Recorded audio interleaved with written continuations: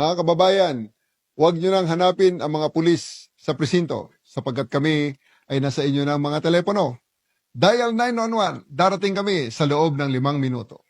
Lilingkod sa bawat Pilipino at magbibigay ng tamang impormasyon para sa tahimik at maayos na Pilipinas. Police News Network, alagad ng batas, tagapagtaguyod ng balitang pulis, sandigan ng mamamayan, patnubay ng katotohanan. Na Kampo Krame, maghahatid ng pinakahuling kaganapan at nagbabagang balita. Ito ang PNN Police News Network. At ngayon, ang inyong mga tagapagbalita. Magandang araw, bagong Pilipinas. Ako ang inyong alagad ng batas, tagataguyod ng Balitang Pulis, Patrolwoman Fe Octaviano. Maghahatid sa inyo ng tamang balita, kwento ng pulis at serbisyo para sa mamamayan. At ito ang PNP News Online, ang pangunahing balita ng Police News Network, alagad ng batas, tagataguyod ng Balitang Pulis.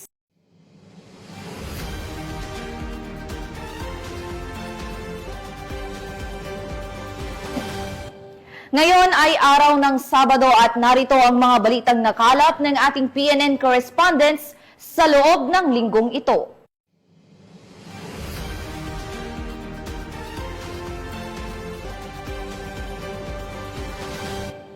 Hindi na nakaporma pa ang isang drug suspect matapos itong madakip ng mga operatiba sa ikinasang buy-bust operation sa Valencia City, Bukidnon. Alamin ang detalye ng report mula kay Patrolwoman Danessa Verdos.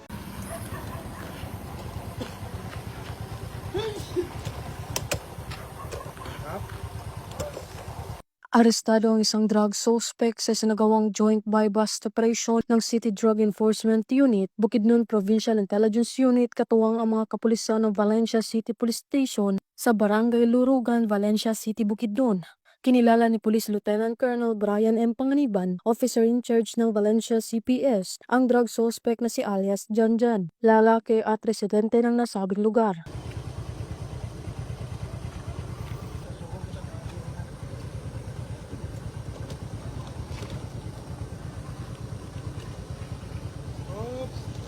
Sa kinasang joint buy-bust operation ng mga operatiba ay nagresulta sa pagkakakumpiska ng mga pakete ng hinihinalang shabu at isang 500 peso bill na ginamit bilang buy-bust money. Ang suspect ay nahaharap sa kasong paglabag sa RA 9165 o Comprehensive Dangerous Drugs Act of 2002.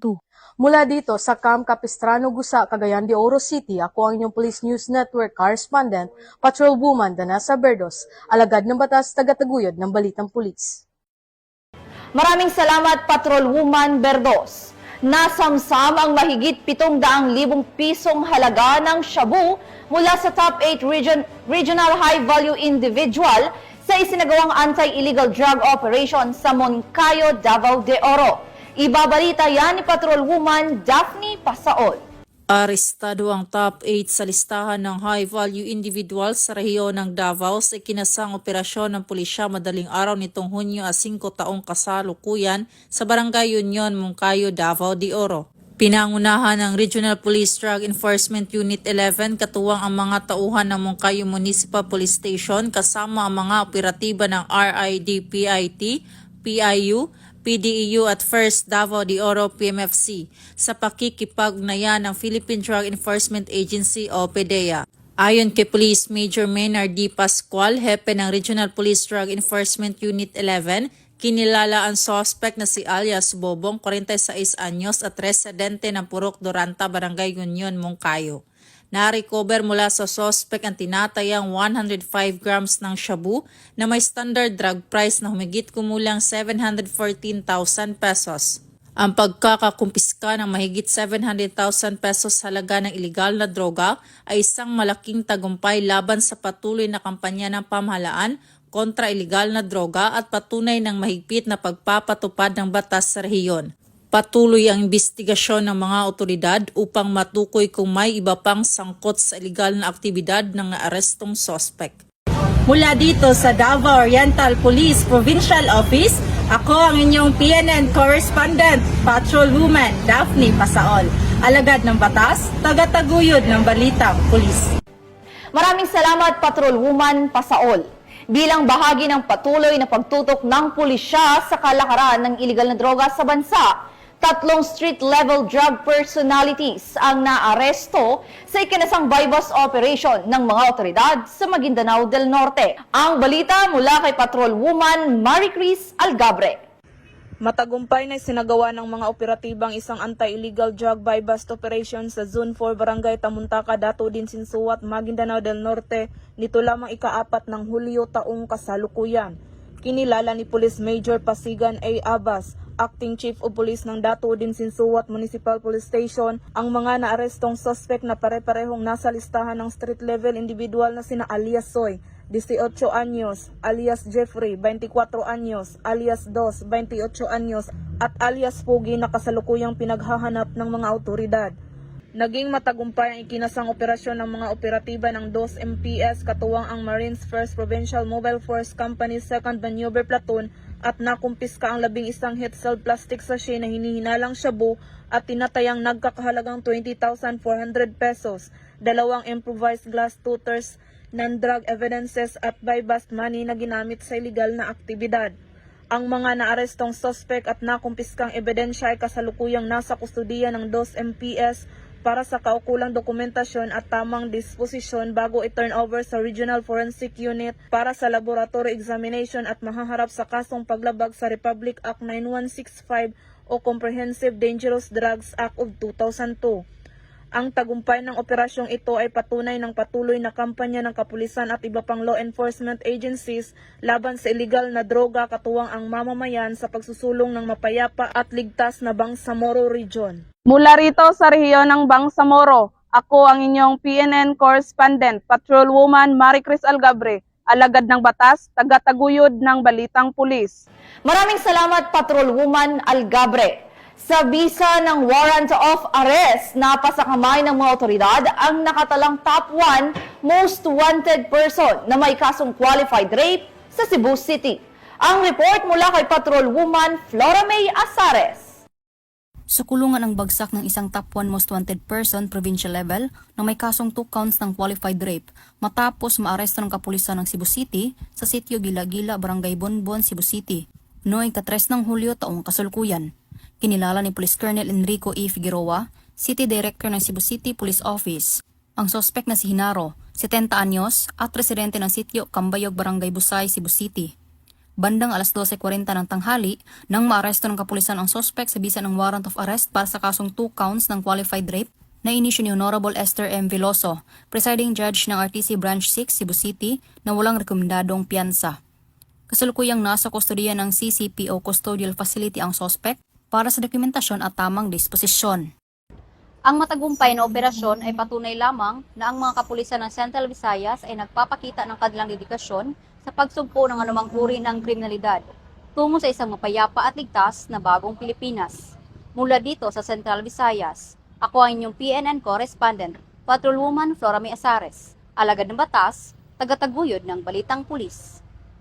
Maraming salamat, Patrolwoman Asares. Walang lusot sa otoridad ang isang parcel na may laman umanong marijuana matapos itong maharang sa isinagawang joint parcel and mail interdiction operation sa Romblon.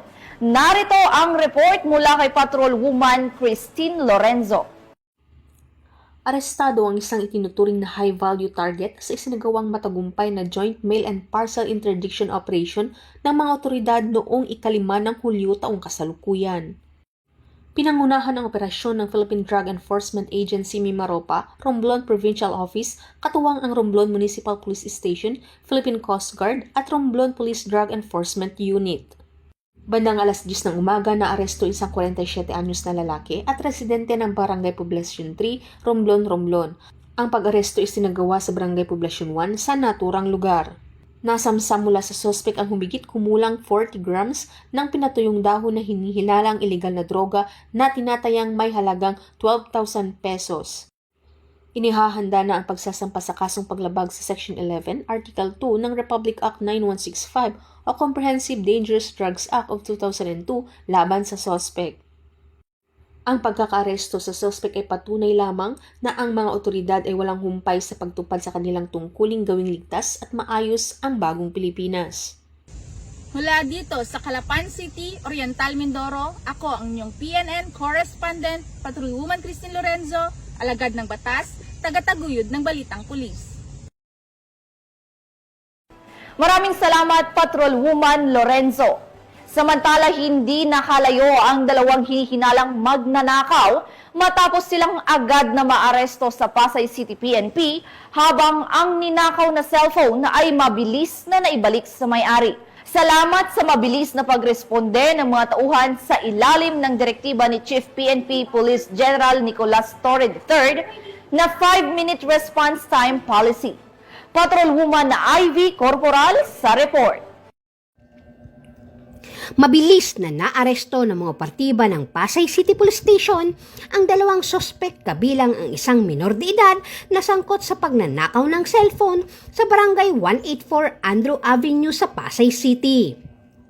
Kinilala ang mga naarestong sospek na sina alias Pangit, 25 anyos, isang e-bike driver at miyembro ng Sputnik Gang at isang 16 anyos na lalaking estudyante na kapwa residente ng Ilang-Ilang Street, Barangay 184 Marikaban ng nasabing lungsod.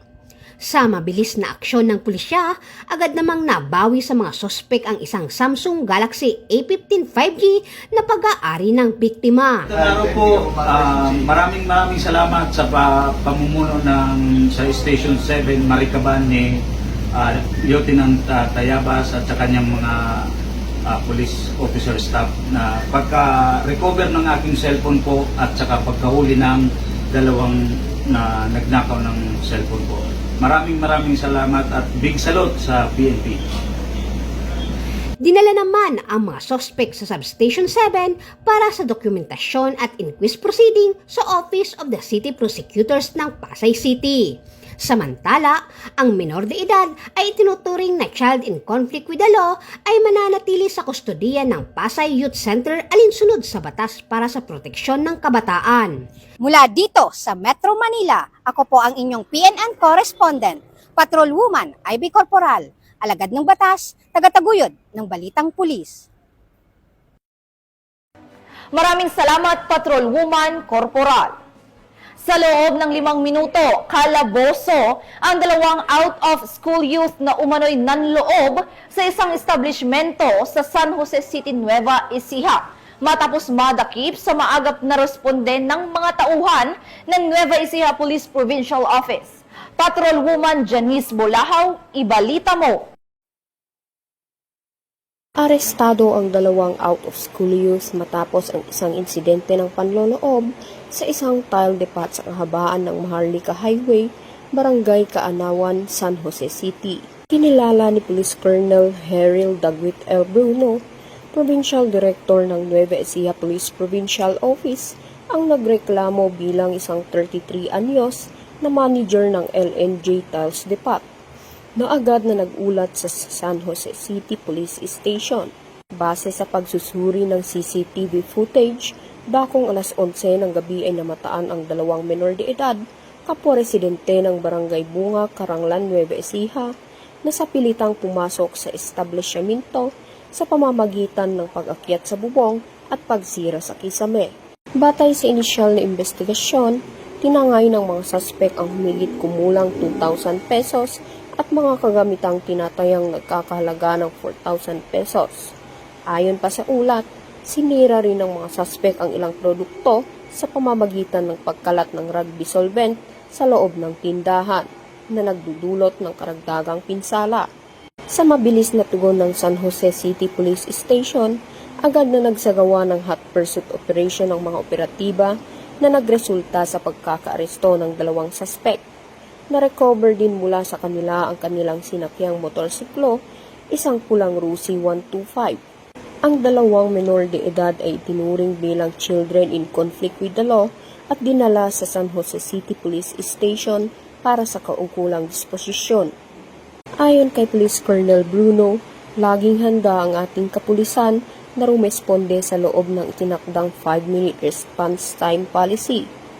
Para naman sa mga minor de edad, sila ay isa sa ilalim sa pangangalaga ng City Social Welfare and Development Office ng San Jose para sa tamang interbensyon at paghawak, alinsunod sa umiiral na batas para sa mga batang nasasangkot sa krimen. Patuloy ang NEPO sa pagpapatupad ng mabilis at epektibong serbisyo upang mapanatili ang katahimikan at kaayusan sa lalawigan ng Nueva Ecija. Mula dito sa gitnang Luzon, ako ang inyong PNN correspondent, Patrolwoman Janice Bulahaw, alagad ng batas, tagataguyod ng Balitang Pulis. Maraming salamat, Patrolwoman Bulahaw. Hindi na nakapagtagupa ang isang lalaki matapos siyang maaresto ng Eastern District Anti-Cybercrime Team dahil sa mga kasong grave coercion at paglabag sa Anti-Photo and Video Voyeurism Act of 2009. Yan na ang tinutukan ni Patrolwoman Mary Grace Artizuela. Hindi na nakapalagpa ang lalaking ito matapos siyang arestuhin ng mga otoridad kasunod ng reklamo ng isang biktima na kanyang nakilala sa isang social media platform. Ayon sa investigasyon, nagbanta ang suspect na ipapakalat ang mga masiselang larawan at video ng biktima kung hindi ito makikipagkita sa kanya. Dahil dito agad na nakipag-ugnayan ng biktima sa mga tauhan ng Eastern District Anti-Cybercrime Team upang magsagawa ng entrapment operation. Sa napagkasunduang lugar ng pagkikita sa Fairview, Quezon City, isinagawa ang operasyon na nagresulta sa agarang pagkakaaresto kay alias Joey, 34 anyos, na nahaharap sa mga kasong grave coercion at photo and video voyeurism, parehong may kaugnayan sa Cybercrime Prevention Act. Pansamantalang nasa kustodiya na ng IDAC ang suspect para sa dokumentasyon at paghahanda ng kanyang inquest proceedings. Kamakailan, kami po sa Eastern District Anti-Cybercrime Team ay matagumpay na nakahuli ng isang online sexual predator na nananamantala ng mga babae at minor de edad gamit ang social media. Nais po namin na muling balaan ang publiko na hindi lahat ng kausap online ay totoo at marami ang mapagsamantala. So upang maiwasang mabiktima, huwag basta magtiwala o magbahagi ng sensitibong larawan o impormasyon online. Sa ating mga magulang, bantayan po ang ating mga anak at kausapin sila. Para sa ating mga kabataan, matutong magsabi sa mga magulang o pulis kapag may kahina-hinalang kausap at huwag na huwag matakot magsumbong. Ang laban kontra online exploitation ay laban nating lahat. Maging mapanuri, maging maingat at magsumbong kaagad. Kami sa Eastern District Anti-Cybercrime Team ay patuloy na nakabantay. Maraming salamat. Mula dito sa Campo Crame, ako ang inyong PNN correspondent, Patrolwoman Mary Grace Artizuela, nagbabalita para sa Police News Network, alagad ng batas, tagataguyod ng Balitang Pulis. Maraming salamat, Patrolwoman Artizuela. Walang ligtas sa kamay ng batas ang dalawang lalaki na kabilang sa top 10 most wanted person matapos silang maaresto ng mga otoridad sa magkahiwalay na operasyon sa lungsod ng Navotas at Caloocan. Patrolwoman Glazel Ann Esperanza sa report. Sa magkahiwalay na operasyon bilang bahagi ng pinahigting na kampanya ng kapulisan laban sa kriminalidad, matagumpay na naaresto ang dalawang individual na kabilang sa top 10 most wanted persons sa antas ng istasyon ng Navotas at Caloocan. Unang naaresto ang isang 38 anyos na lalaki sa barangay San Jose, Navotas City. Nahuli siya sa bisa ng warrant of arrest para sa kasong paglabag sa Republic Act 7610 o Special Protection of Children Against Abuse, Exploitation and Discrimination Act na inilabas ng RTC Branch 73 ng Malabon City. Dahil sa bigat ng kaso, walang piyansa ang inirekomenda para sa kanyang pansamantalang kalayaan. Kabilang siya sa top 6 most wanted person sa istasyon ng Navotas. Sa kasalukuyan, siya ay nakakulong sa Custodial Facility Unit ng Navotas City Police Station. Samantala sa hiwalay na operasyon sa Caloocan, naaresto rin si alias Owa, 22 anyos na kabilang sa top 10 most wanted person sa istasyong ito. Siya ay nadakip sa bisa ng warrant of arrest para sa paglabag sa Republic Act 10591 o Comprehensive Firearms and Ammunition Regulation Act. na inisyu ng RTC Branch 129 Caloocan City. May inirekomendang piyansa na 120,000 pesos para sa kanyang pasamantalang kalayaan. Isinailalim siya sa kaukulang medikal na pagsusuri at kasalukuyang nasa kustodiyan ng pulisya habang inaasikaso ang kaukulang dokumentasyon. Ang sunod-sunod na pag-aresto ay patunay ng patuloy at masigasig na pagtugis ng kapulisan sa mga taong may kinakaharap na kaso at lumalabag sa batas, isang hakbang patungo sa mas ligtas at mapayapang komunidad. Mula rito sa Northern Police District, ako po ang inyong PNN correspondent, Patrolwoman Glycelan Esperanza, alagad ng batas, tagataguyod ng Balitang Pulis. Maraming salamat, Patrolwoman Esperanza. Sa maliit na isla ng San Miguel sa Tabaco City, Albay, nasa kote ang isang lalaking wanted sa kasong statutory rape matapos siyang arestuhin ng mga otoridad sa bisa ng warrant of arrest. Ang report mula kay Police Staff Sergeant Mercolito Lavendino Jr. Naaresto ng mga operatiba ng Tabaco City Police Station ang isang individual na kabilang sa listahan ng City Most Wanted Persons dahil sa kasong statutory rape. Ang operasyon ay sinagawa dakong alas 7:30 ng gabi sa sitio Naghilo-Hilo, Purok 3, Barangay Hacienda, San Miguel Island, Tabaco City. Ang suspect, isang estudyante at residente ng sitio Tinambakan, Purok 4, Barangay Hacienda, ay naaresto sa bisa ng warrant of arrest kaugnay ng kasong paglabag sa Republic Act 116484. Pinangunahan ang operasyon ng Tabaco City Police Station sa ilalim ng superbisyon ni Police Lieutenant Colonel Edmundo A. Cirillo Jr., hepe ng Tabaco City PNP. Ipinalam sa akusado ang dahilan ng kanyang pagkakaaresto at ang kanyang mga karapatang konstitusyonal na ipiniwalag sa wikang Bicol upang matiyak ang kanyang ganap na pagkakaunawa. Ayon sa pulisya, ang pagkaaresto ay bahagi ng mas pinaigting na kampanya kontra kriminalidad sa lungsod na naglalayong tiyakin ang hustisya para sa mga biktima at ang kaligtasan ng buong komunidad. Mula dito sa Bicol Region, ako po yung Police News Network Correspondent, Police Staff Sergeant Mercolito P. Lavendino Jr., alagad ng batas, tagataguyod ng Balitang Pulis. Maraming salamat, Police Staff Sergeant Lavendino. At yan ang mga balitang nakalap ng ating PNN correspondents mula Luzon, Visayas at Mindanao sa loob ng linggong ito. Sa ngalan ng pamunuan ng Philippine National Police sa pangunguna ni Chief PNP, Police General Nicolas Torre III at sa pamumuno ni President Ferdinand Bongbong Marcos Jr., kami ay maglilingkod sa bawat Pilipino at magbibigay ng tama at balanseng balita. Dahil dito sa bagong Pilipinas, ang gusto ng pulis, ligtas ka. At muli naming ipinapaalala ang panawagan ni Chief PNP na huwag nyo nang hanapin ang mga pulis sa mga presinto sapagkat kami ay nasa inyo ng telepono. Dial 911, darating kami sa loob ng 5 minuto. Mula rito sa tanggapan ng tagapag-ugnay ng Pambansang Pulisya, ako ang inyong alagad ng batas, tagataguyod ng Balitang Pulis. Patrolwoman Fe Octaviano, maghahatid sa inyo ng tamang balita, kwento ng pulis at serbisyo para sa mamamayan. At ito ang PNP News Online, ang pangunahing balita ng Police News Network.